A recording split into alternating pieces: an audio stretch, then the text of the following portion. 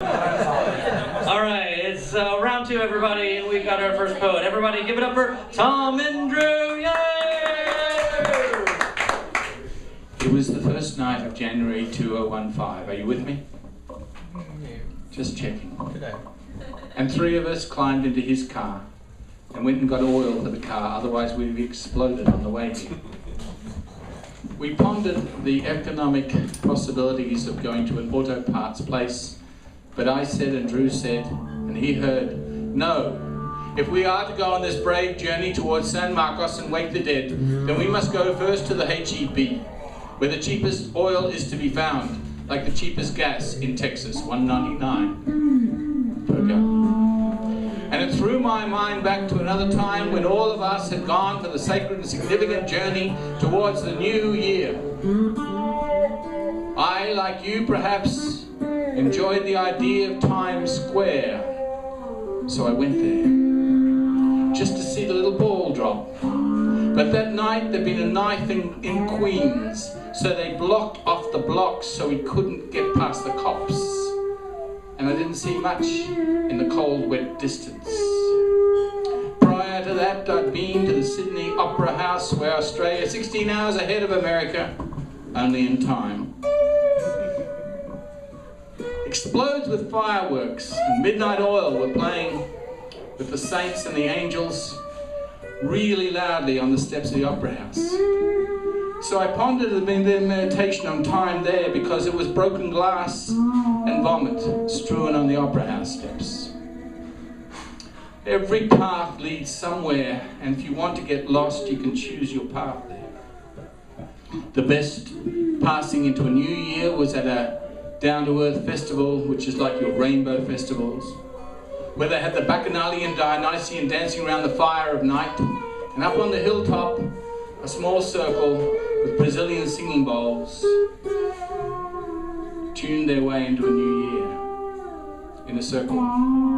Ever since then, I've been against straight lines, squares and rectangles, been all for spirals, curves, seashells, oracles, and the unknown. There is a world they sell us which has been pre-used. Old ideas and concepts like the various names for God that abuse us. What if you were your own mythology? What if you were weaving that flying carpet right here, right now? What if this journey we made from Austin to San Marcos had significance? Not necessarily spiritual, but definitely for the oil level inside his car. It has significance. People always think the paradise you have to die to get into. Well, P.W. Covington's had 90 minutes of sleep in the local motel. So that's like dying, isn't it? And as he's supporting the wall down the back of the reading, we know he's come here because he wants to share what is important in the journey. It's not going back. We've all been back. Retrospectives and reruns, greatest hits of 2014 will not amaze us for the future for sure. We are leaning into the new. And the past resurrects. Someone asked the Dalai Lama, why is there so much war in the world? And the Dalai Lama said, well, war is a conscious force. And it knows that it has no place in the future. So it's trying really, really, really hard to survive. It's trying to engage everyone in conflict, to split their DNA, to make them fight with each other, to have their thoughts and their actions and feelings and emotions and past and future all at odds with each other. So that people get confused and they lose their energy and they can't respond at all. They go numb, not even comfortably numb. And they reissue Pink Floyd LPs. And go back to the past riffs, thinking they'll be safe if they dig up the dead poets and recite the parrot of the past. But I'm sorry Rimbaud, I'm sorry Baudelaire, I'm sorry Robert Frost, you had your chance. And now it's down to the poets of San Marcos, those on their journey. You've started.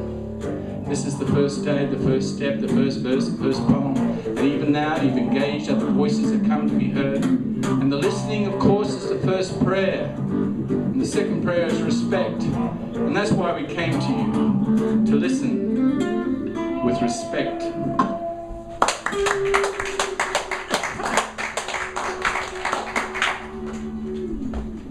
All right, thank you, Thom and Drew. Inspirational as always.